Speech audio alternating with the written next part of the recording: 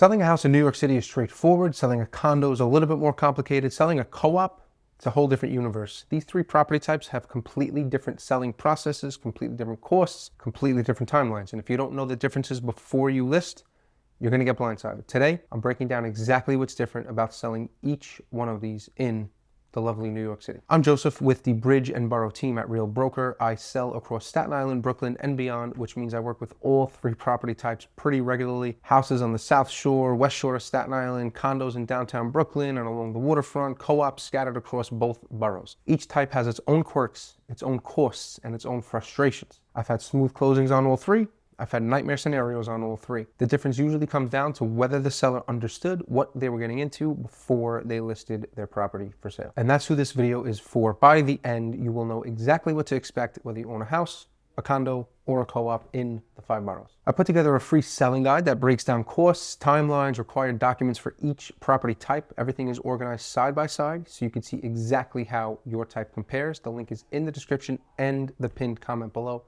Go check it out. Easy to digest, and it will put you ahead of the curve. Now, before we talk about selling, you need to understand what you actually own because it's different for each type and it affects everything. When you own a house, you own the land and the building. Fee simple ownership. It's yours outright. No board, no association fees beyond what you choose to participate in. You have maximum control. When you own a condo, you own your individual unit as real property. You get a deed, you own the physical space inside your walls plus a share of the building's common areas. There's a condo association that handles building maintenance and you pay monthly common charges. When you own a co-op, this is where it gets very different. You don't actually own real estate.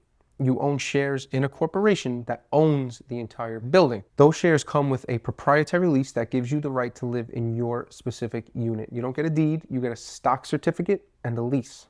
Very interesting, very different, and that completely changes the process, both buying and selling. So again, that distinction matters enormously when it comes time to sell, and let me show you why. Selling a house, again, most straightforward path of the three. Here's what it looks like. Hire your agent, set a price, list it on the MLS, do an open house, some showings, receive offers, negotiate, go under contract, and close. There's no board approval, there's no managing agent involvement, no flip tax. The only people in the transaction are you, your agent, your attorney, the buyer, their agent, their attorney.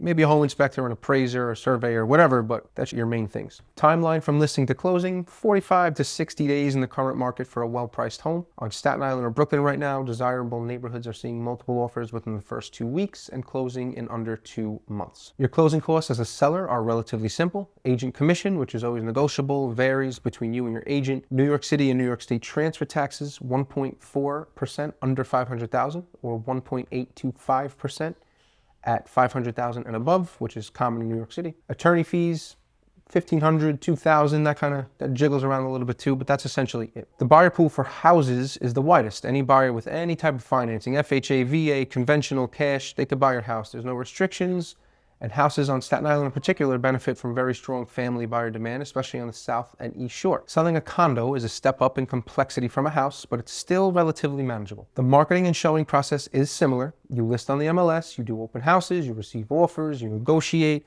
The key difference is that there's a condo association involved and the buyer may need to meet certain requirements. Most condo associations have a right of first refusal, meaning the board has the option to purchase the unit on the same terms the buyer offered. In practice, boards almost never exercise this right. I've never had it happen to me before, but the process exists and it adds time if they go down that route. Typically, the board has 30 days to waive their right of first refusal, though most do it faster. Some newer condo buildings have additional buyer requirements, minimum down payment percentages, financial documentation reviews. These are generally less invasive than co-op board requirements, but they exist. Timeline for condo sales is typically 60 to 90 days, a bit longer than houses because of the right of first refusal period and any building specific requirements, right? We got to get the bylaws, the prospectus, the minutes, this, the that. Closing costs for condo sellers include commission, transfer taxes, attorney fees, same as houses, but condos also have potential costs like a move-out deposit, building transfer fees, and working capital fund contributions. These are usually a few hundred to a couple $1,000s total. The buyer pool is slightly narrower than houses. Some condo buildings have financing restrictions or minimum down payment requirements that can exclude certain buyers. Most condos accept conventional financing with 20% down. Many accept FHA, although a lot don't. I've done a lot of deals where the condo association does not accept an FHA loan. So what do we do as the buyer, buyer's agent, whatever? We just,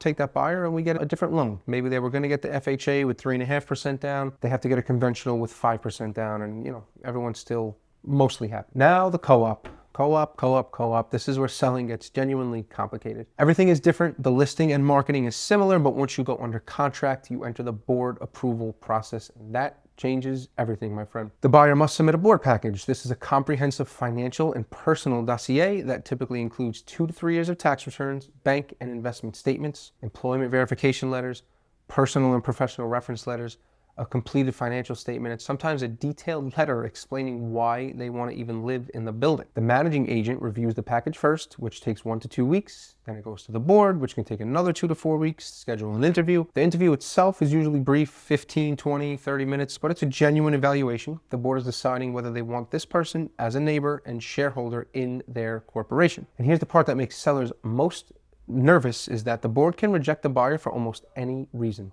They don't have to explain why. If the board says no, the deal is dead. You start over. I just had it happen to me last week. It's devastating, right? After this one was like 2 to 3 months of waiting.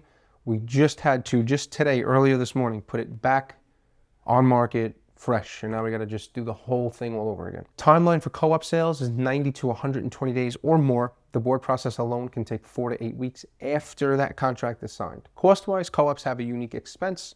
The flip tax. Most co-op buildings charge a transfer fee when shares change hands. This is typically 1 to 3% of the sale price. So on a $600,000 co-op, a 2% flip tax is $12,000. This is in addition to your commission, transfer taxes, and attorney fees. Co-ops also have the most restrictive buyer pools. Many boards require significant liquid assets post-closing. Some require a debt-to-income ratio below 25%. Many restrict or prohibit certain financing types. Some don't allow pied-à-terre purchases or investor buyers. This shrinks your buyer pool, which can affect your sale price. So let me put it all in one place. Assume a $600,000 sale price for each. For all 3 types, agent commission is negotiable between you and your agent.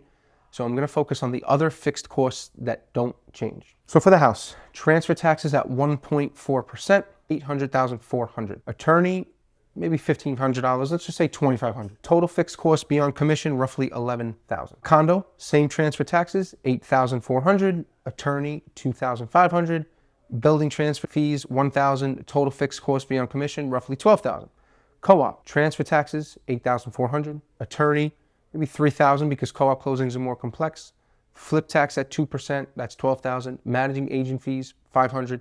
Your total fixed cost beyond commission, roughly $20,000. That's a $13,000 difference in fixed costs between selling a house and selling a co-op at the same price point. Flip tax obviously being that biggest driver, and we have to hope it's at 2%. I've seen it much higher than that. In the current 2026 market, houses are moving fastest. Inventory is extremely tight for single-family homes on Staten Island and Brooklyn. Well-priced houses are getting multiple offers within usually that first weekend, but if you want to stretch it out, say 2 weeks. Condos are steady. Right? It's like slow and steady. Strong demand in walkable, transit accessible neighborhoods. Waterfront condos and new construction are particularly hot. Co-ops take the longest, partly because of the board process and partly because restrictive buyer requirements limit demand. But well-priced co-ops in desirable locations still sell. You just need to have a little bit of patience. Whether you own a house, a condo, a co-op, the key is understanding what the selling process looks like for your specific property type before you commit to listing. Different costs, different timelines, different expectations. I put together, again, a free guide that breaks it all down side by side. Link is in the description. And if you want a personalized selling strategy for your specific property,